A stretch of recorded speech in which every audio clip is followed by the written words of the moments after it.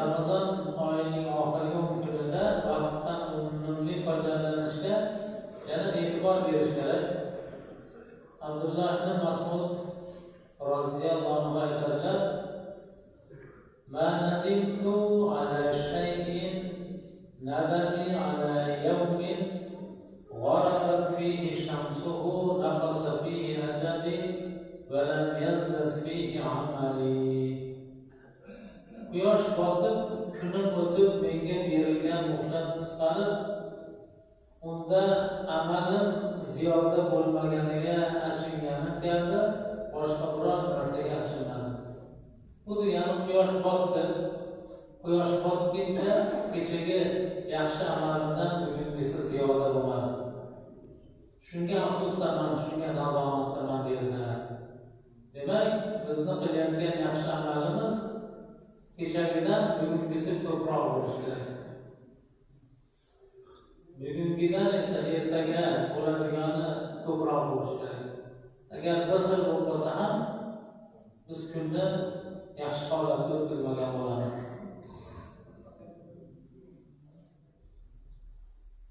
Har bir odam foydali ish bilan mashg'ul bo'lishi uchun befoyda ishlardan tiyilmoqi lozim.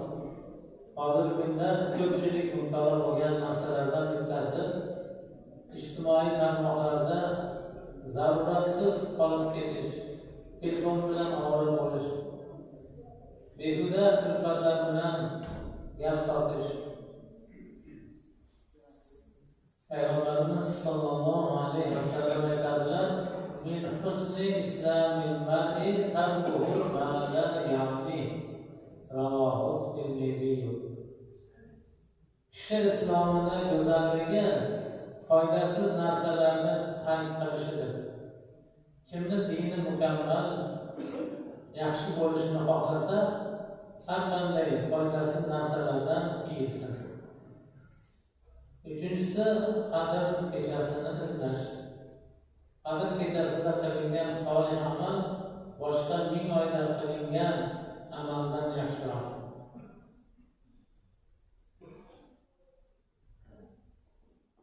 Laylatul qadri khayrun min alf shahr. Qadr kechasi 1000 oydan yaxshiroq oydir. Ya'ni qadr kechasi shunday kechaki 1000 oyda qilingan ibodatdan bir kunda qilingan ibodat ko'pdir. Bu kechada taqdirlar, yashaydigan va vafot etadiganlar, baxtli va badbaxtlar ajal va rizqlar yoziladi. Bu haqda fiha yufraqu kullu amrin hakim. U muborak kechada barcha hikmatli ishlar ajrim qilinadi. Duxon surasida 4-oyat. Bu kecha shunday barakotli kechaki, unda osmon eshiklari ochiladi, iltijolar tinglanadi, duolar ijobat bo'ladi, umidlar ro'yobga chiqadi. Bu kechada Qur'on nozil bo'lgan va salomatlik kechasidir. Rabbimiz shuning uchun kalomida astag'firullah salamun hiya hatta matla'il fajr. Bu kecha tong otguncha salomatlikdir. Qadr surasi 5-oyat. Alloh taolo bu kechani yashirin qilishining sababi odamlar ibodatni ko'paytirishlari va amallarni g'ayrat bilan qilishlari uchundir. Alloh taolo Qadr tunini Ramazonning oxirgi 10 kuni yashirib qo'ygan. Agar Alloh taolo o'zi kalomida belgilab falon kuni bo'ladi deb qo'yganda, faqat o'sha kun ibodat qilib, odamlar boshqa kunlarda beparvo bo'ladi. Odamlar ko'proq ibodat qilsin, beparvo bo'lmasin. Demak, Ramazonning oxirgi 10 kunligi ehtimol bugun Qadr kechasidir degan mazmunda har bir ibodat qilsin deyilgan. Endi ba'zi bir hadis muboraklarda Ramazon muborakidagi Qadr kechasini qaysi kechada ekanligini ham aytilgan. Iltamisuha fi 10 al-awakhir min Ramazon. Laylatul qadr fi tasi'atin tabqa Bisamimatin tarfa, bi khamisatin tarfa. Qadr kechasini Ramazonning oxirgi 10 kunligidan izlanglar. Qadr kechasi qolgan 9 kechada yoki 7 kechada yoki 5 kechada, ya'ni Ramazonning tugashiga 5 kun qolganda yoki bo'lmasam 9 kun qolganda deyilyapti. Bu degani Ramazon muborakni har Ramazonning oxirgi 10 kunligidan maqtang. Bir kechaga suyanib qolmang degan. Qadr kechasining oxirgi 7 kunida ekaniga ehtimol katta. Ibn Umar roziyallohu anhu rivoyat qilgan hadis muborakda bir necha sahobiylar Qadr kechasining oxirgi 7 kunligida ekanligini tushlarida ko'rganlar.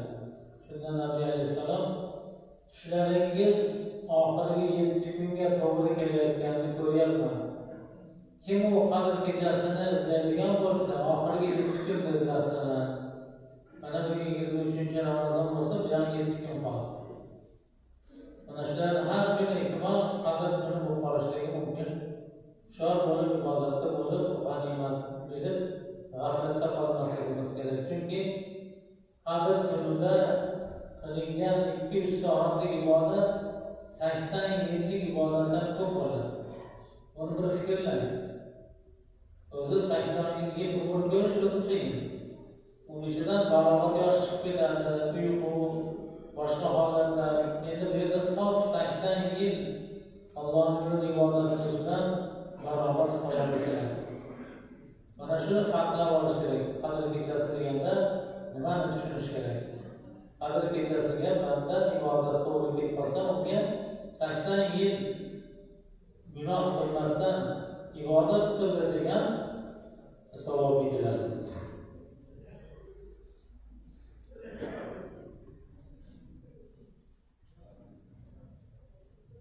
Boshqa hadis muborakda Laylatul Qadri Laylatul 27. Qadr kechasi 27-kunning tunidir degan hadis sharh ham bor. Imom Abu Dovud rivoyati.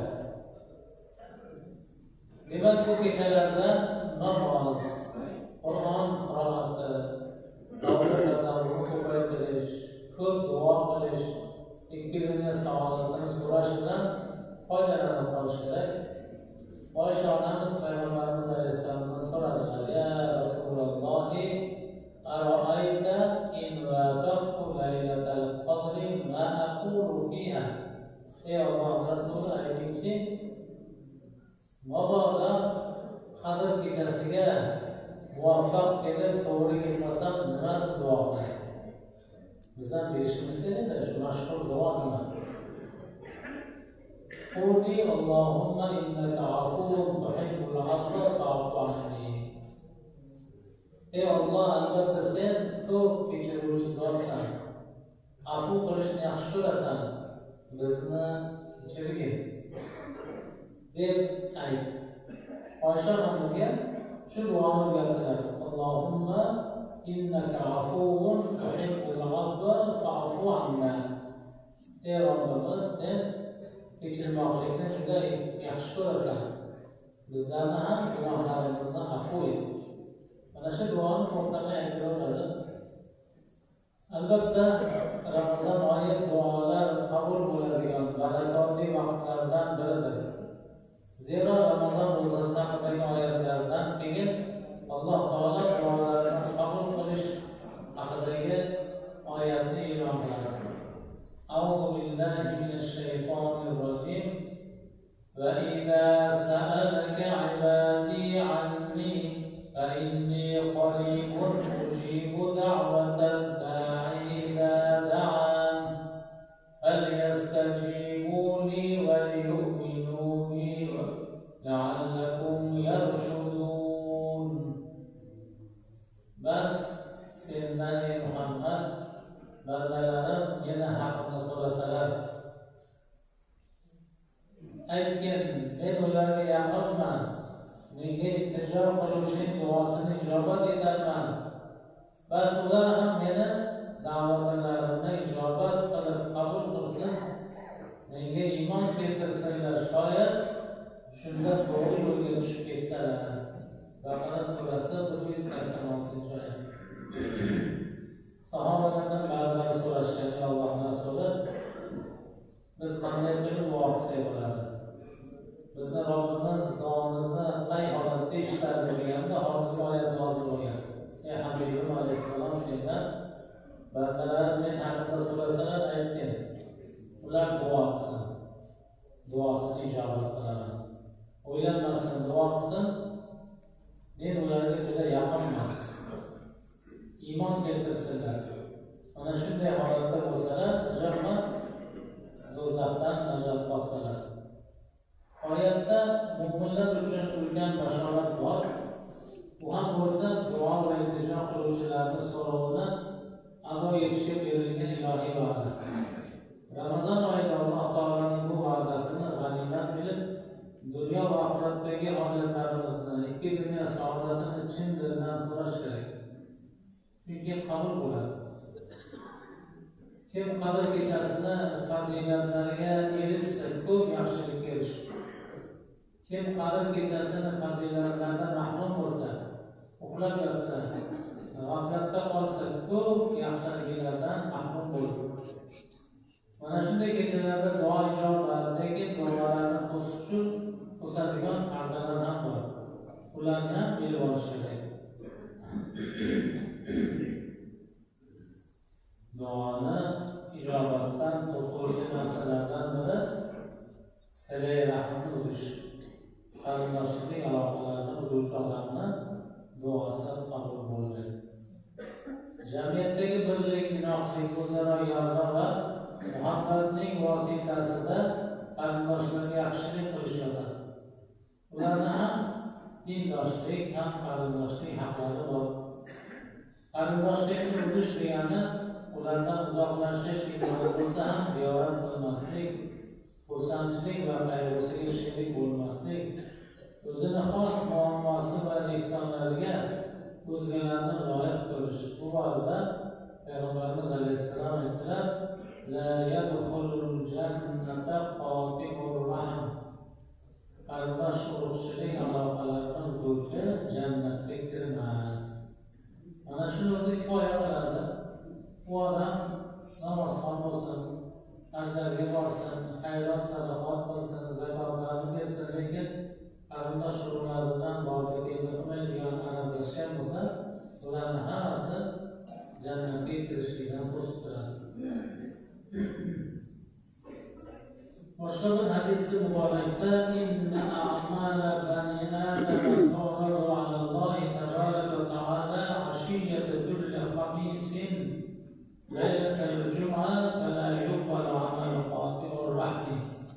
Odam bolalarining amallari har payshanba kechasi juma oqshomida Alloh taologa ro'para qilinadi. Har hafta. Shunda silay rahmni uzuvchilarning amali qabul bo'lmaydi. Imom Ahmad rivoyat.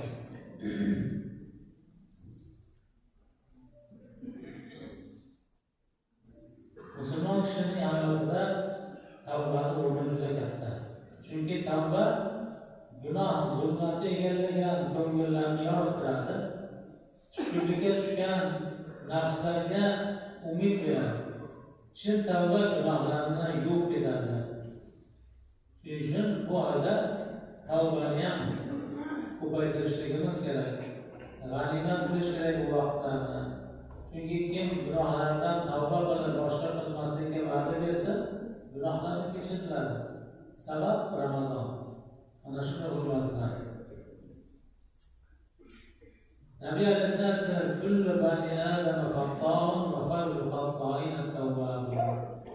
Odam bolalarining hammasi xatodir. Nuqsoni bor, hammalar kamchiligi bor. Xato qilgan, adashgan. Lekin xato qiluvchilarning yaxshisi tavba qiluvchilar. Xatoni qilib yuravermay to'xtab, tavbaga shoshilish kerak. Imom Tirmiziy rivoyat. Shuni ham aytish kerakki, o'zaro arazlashganlar bo'lsa, yarashsin. Yuz ko'rishmas bo'lgan qarindoshlar bir-birini kechirsin, silay rahmsin, toki duolari rad qilinmasin.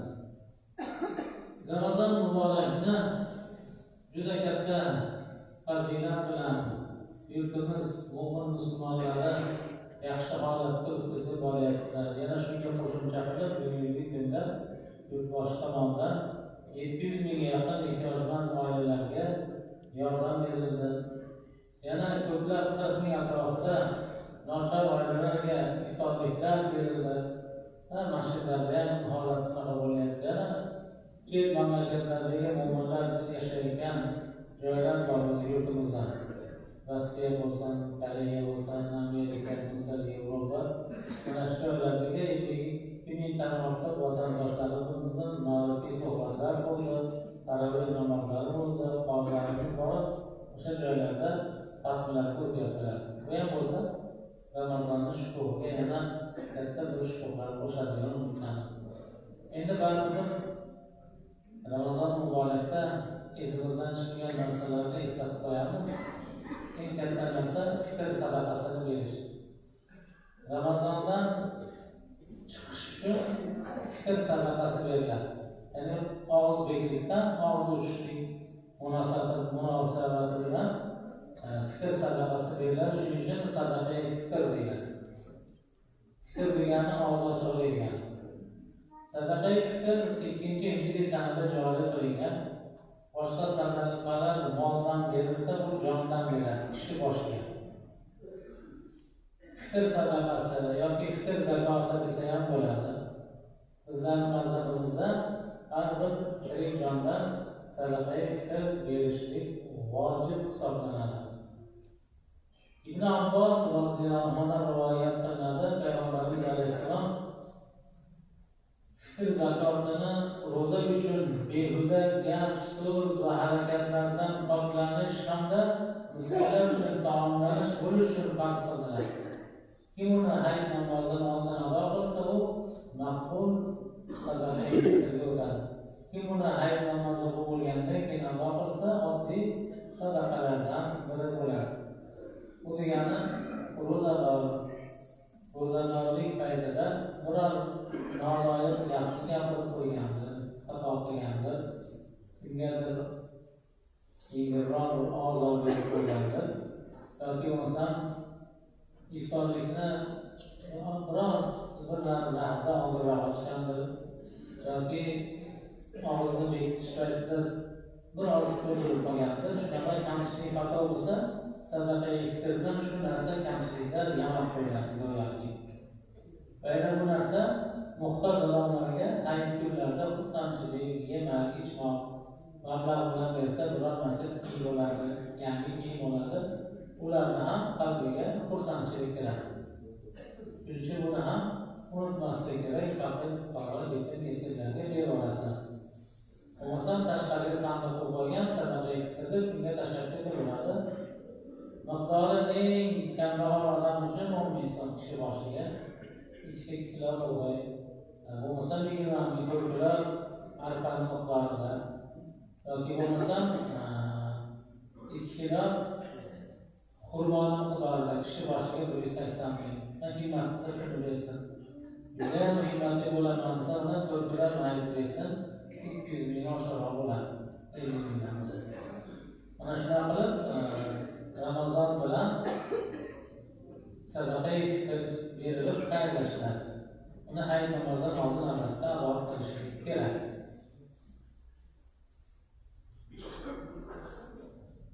Endi Qadr kechasi haqida juda ham ko'plab hadis muboraklar bor. Nimaga Qadr kechasi deb nomlantirilgan savol bo'lishi mumkin. إنما سميت ليلة القدر قدرا لأن فيها تقدير الأمور والأحكام والأرزاق والآجال وما يكون في تلك السنة إلى مثل هذه الليلة من السنة المقبلة يقدر الله تعالى ذلك في بلاده وعباده. قدر كلنا Qadr deb nomlanishligi chunki unda kelajakda bo'ladigan ishlar, kunlar, rizqlar, ajallar, kelasi yilgacha bo'ladigani hammasi taqdir qilib belgilanadi. O'sha taqdir qilingan narsalar butun yurtlarda, bandalar orasida bo'ladi. Va ma'na hada anna Alloh taala yuzhiru zalika lil malaikati va ya'muruhum. Uni ma'nosi shuki, Alloh taolo bir yilda bo'ladigan dunyodagi tasarrufotlarni malaikalarga buyuradi. Buyur falon yurtda faloncha qiz. Buyur falon yurtda falonchalar tug'iladi, falonchalar vafot qiladi. Mana shularni hammasini taqdiroti qadr kechasida malaikalarga topshiriladi. Ular mana shu bilan bu vazifalarni oladilar. Endi bu degani taqdir yer osmon yaratilganidan avval bitib qo'yilgan-ku degan gap bor, bunga aslo qarshi chiqmaydi. Taqdirotni butunligicha Alloh taolo avvaldan bitib qo'ygan insoniyatni, maxluqotni, dunyoni taqdirini. Bu albatta bo'ladi. Lekin bir yilligini, kelasi yilgachaligini malaikalarga Alloh taolo topshiradi. Shuning uchun bu kechalarda ibodatni ko'paytirib, tanamizni sihat qilishini, rizqimizni urug' bo'lishligini, yurtni omonda saqlashligini, o'zini diniga quvvat berishligini, qalb uchun yaxshiliklar bo'lishligini, osmonda nima yog'sa baraka bo'lishligini, yerdan nima chiqsa baraka bo'lishligini hammasini so'rab duo qiladi. Farzandlarning kamolini, yaxshiligini, hidoyatini, butun dunyoga yaxshilikni so'rab duo qilib yo'llaydigan kecha hisoblanadi. Mana shu taqdirotlarni faqat duo o'zgartiradi xolos, boshqa narsa o'zgartirilmaydi.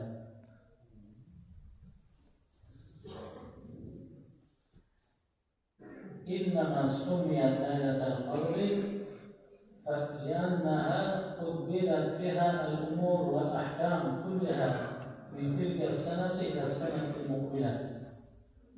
Albatta bu yildan boshlab kelasi yilgacha bo'ladigan hukmlar, taqdirlar hammasi malaikalarga topshiriladi va yana rahmat va azob daftari Hazrati Jibrilga beriladi.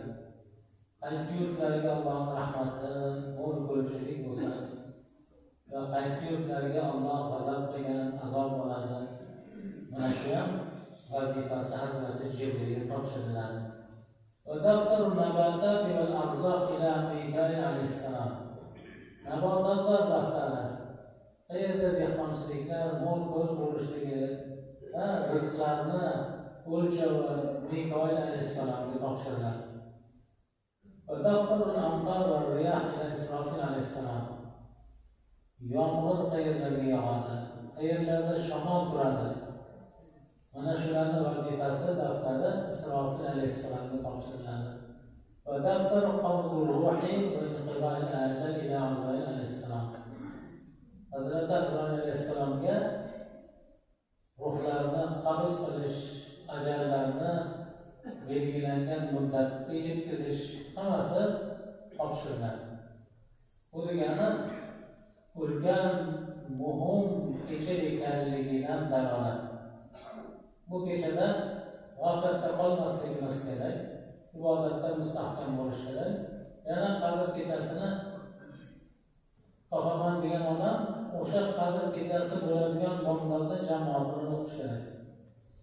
Xuftonni ham jamoatini o'qish kerak. Ana shu fazilatlar jamlangandan keyin u kunga kirib borsa, albatta qadr kechasida ishtirok etgan bo'ladi. Payg'ambarimiz sallallohu alayhi vasallam aytdilar: kim man qoma laylatal qadr imanan va ihtisaban ghufira lahu ma taqaddama min dhanbihi. Kim qadr kechasini ibodat bilan o'tkazsa, barcha gunohlari kechiriladi. O'zi avvalda aytilgan, kim Ramazon kirib kelayotganligiga xursand bo'lsa, butun gunohlari kechiriladi. Hali kelgani yo'q edi. Endi Ramazonga kirib keladi. Kim Ramazonni iymon, ihtisob bilan savob umidida amal qilsa butun gunohlari kechiriladi. Man qoma Ramazon iymon va ihtisob va g'ufira lahu ma taqaddama min dhanbihi. Ramazonni tunlarini ibodat o'tkazsa hamma gunohlari kechiriladi. Endi to'rtinchisi kelyapti. Ramazon kechasidagi qadrni benorlik bilan o'tkazsa butun gunohlari kechiriladi. Yana hadis muborakda kim Ramazonni chiqib ketayotganligi bilan qalbi mahzun bo'lsa, xafa bo'lsa, gunohlari kechiriladi. Bunaqa fazilat, bunaqa rahmat sizu biz mu'minlarga berilgan bashorat xolos. Shuning uchun g'aflatda qolmaslik kerak. Ramazon muborakni birinchi lahzasidan oxirgi nafasigacha yaxshilik qilishlikka imkoniyat juda katta. Savob, ajr, mukofot juda beqiyos. Shuning uchun Alloh taolo Ramazon mening uchundir, uni savobini o'zim beraman degani ko'pligidan. Ehtimol buni o'lchovlab savobini miqdori bu dunyoga sig'mas. Shu darajada ko'pdir siz va biz fikrlagandan ko'ra. Shuning uchun siz va bizdan faqat ixlos, muhabbat, Allohga yolvorish, tazarru qilish, yig'lash, xolos. Boshqa hech qanaqa shuhrat, mashaqqat talab qilinmaydi.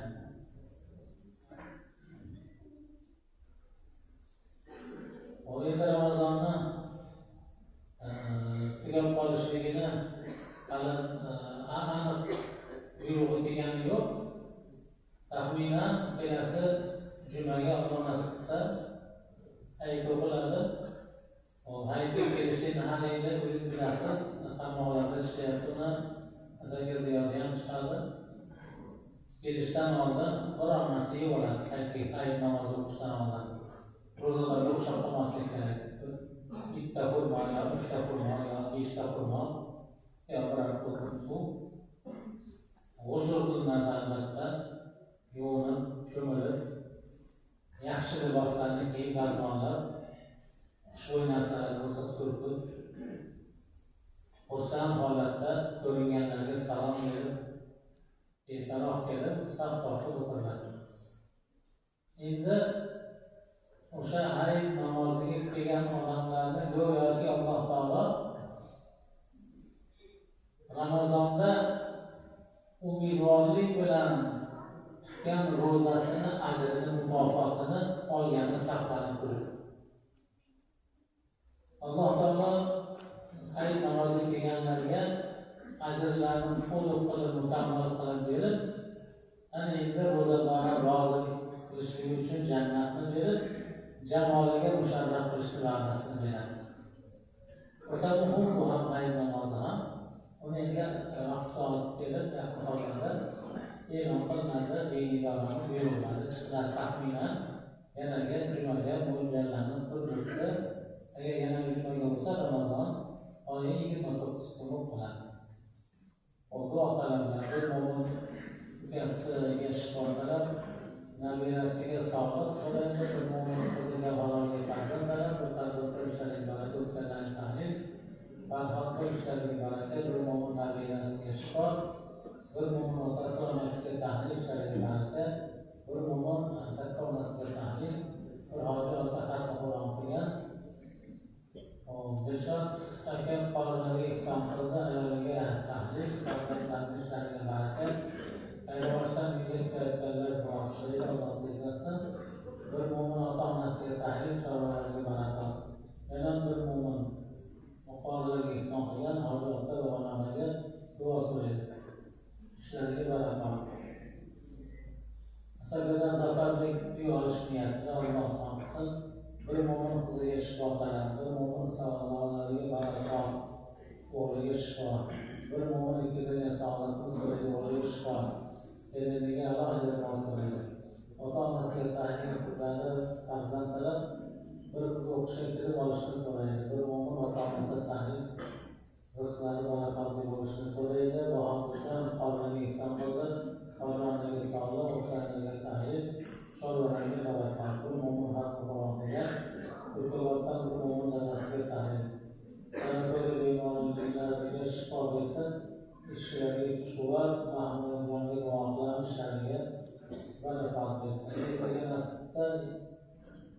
shanba kuni ommaviy hashar masjidlarimizga ham, qabristonlarimizga ham birgalikda kelyapti.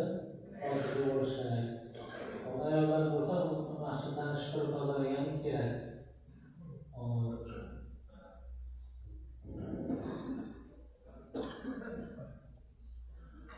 Janoza bor, yangi hayotdan 85-yil tug'ilgan ayol Bahodirjonning kelini. Endi Xudoga hamdlar aytamiz. Ramazon muborakda masjidimizni bizni ishga tushirib ochib berdi. Hamma xursand, hamd aytamiz. Endi bir kamchiligimiz qoldi. Tashqarida mashinalar ko'payib, endi shunaqa transport zamoni ekan. Mashinalar sig'may qolyapti. Ko'ryapsizlar, ko'chada tagdan ketyapti. Sarinkalarimiz kichkina qilyapti. Yonimizda bir 8 so'pi yer bor edi. O'tgan sig'aramayapti, mana ishlab qoldim. Undan beri bitta dalil bo'lmayapti odamlarni. O'g'ilmayapmiz-da. Endi shunchalik bo'lgan joyga o'sha stangani olib qo'shib olsak, yana yaxshi bo'lardi. Mashina oldi ko'rkam bo'lardi. G'ayrat qilganlar ham, yeyishlar qilganlar ham bor, alhamdulillah. Endi sizlar ham bir g'ayrat bo'lsalar, kecha mahalla hisoblarga ham chaqirib aytmoqchidik. Mahallalardan to'plab boshlatsak, egasi mana rahmat. Eski Abdulhafiz akamizning o'g'illari, ayollari, hojiona, ular mayli biz masjidga beramiz, hozirmiz deb turgan, baribir bekorga bo'lmaydi, mablag'ini berishdik, berish kerak. Shuning uchun bunga ham yordam qo'ysalar, mana masjidlar bitta bo'ldi, biror marta ertak turganim yo'q. Boshqa masjidlarda tilanchilik qilib yotib berasiz. Men bunaqa narsani yomon ko'raman, kerak emas. Allohning baytini yaxshi ko'rganlar, Allohni jannatdan joy olaman deganlar qiladi, obod qiladi. Bunaqa balolik kelib boshqa qilib odamlarni bekana suvni oqizib qilinmaydi. Shuning uchun ixtiyoriy ravishda shu yerdan olamiz dedik. G'ayrat qilganlar bo'lsa aytinglar, himmat qilsin. Boshqalarga ham da'vat qiling. Siz da'vat qilsa shunga sizga savob bo'laveradi. Oldingi ishlagan masjidga ham bir narsani boshlashdan oldin o'zim qo'qish berardim. Mana davom etardim. Mana hozir Allohning shu ta'minsiz o'rtasini mutasaddi qildik. Yana yonlarda ikkita yordamchilar bor, muazzin Qahramonjon bor. Mana mendan $1000 mana. Qo'playsiz, qolganlarga himmat qilinglar. Domlalar orqasidan yuringlarda sizlar. Bir katta odam shunaqa himmat qilsa, olinadi bu narsa. Tushunarlimi? Duo qilamiz, o'tganlarga tahlildan. Amin. Bismillahirrohmanirrohim. La ilaha illalloh, la ilaha illalloh, la ilaha illalloh, la ilaha illalloh, la ilaha illalloh, la ilaha illalloh Muhammadur Rasululloh haqqan haqqan. Robbimiz aytgan tahlillarning savobini, hojatimiz o'qib yetkazgan xatmi Qur'onni qabul ayla. Savoblardan avval janob payg'ambarimiz alayhissalomga, ahli bayt, ashabi kirom muboraklarga, duoga qo'shganlar, xatmi Qur'onni o'qib yetkazgan oila a'zolari, buyurlar, qabristonlarda yotgan ahliyonlar, mana shu avvalgi masjidlarni qurgan, bino qilgan, namoz o'qigan, harakat qilgan, xarajat qilgan, yurib yurgan, o'tib ketgan hamma ahliyonlar ruhoniyatga yetkiz. Ey Robbimiz, o'zingni zotiga behad hamdlar bo'lsin. Ramazon muborakka hammamizni salomat yetkazing. Endi bundan bizlarni qabul ayla. Ramazondan gunohlarimiz kechirilgan holatda onadan tug'ilgan go'dakdek bo'lib chiqishligimizga o'zing muyassar qilgin. Yana ko'plab Ramazon muboraklariga bizlarni yetkazgin. Zurriyotlarimizni ham, ahillarimizni ham adashtirma. Yoshlarimizga insof ber, tavfiq ber. Shaytonning sharridan vasvasasidan har bir oila farzandlariga panoh bergin. Qurilgan oilalarni davomli qil, barakotli qil. Farzandlarimizni ko'zini quvonch qilgin. Ularni hamisha xursandchiliklarni ko'rsatgin. Jafolarini, ularni g'amlarini ko'rsatmagin. Butun dunyoda tinchlikni barqaror qil. Ey Robbimiz, o'zingni diningga quvvat ber, o'zingni diningga quvvat ber, o'zingni diningga quvvat ber. Iymonli bandalariga omad ber. Yana yolg'on so'raymiz, hammamizdan salomat hayot kunlariga yetkiz. hayit kunlarini davomli qil, hayit kunlariga o'zlarini ko'plab takror yetkiz.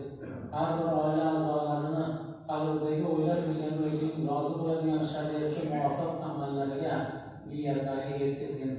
Butun dunyoni, alal-xusus yurtimizni avlodli samoviy balolarni o'zing asra. Ey Robbimiz, dunyo chayqalib turibdi. Dunyo bir og'ir holatda turibdi. O'zing xabardorsan. Urushayotgan tomonlarga insof ber, tavfiq ber.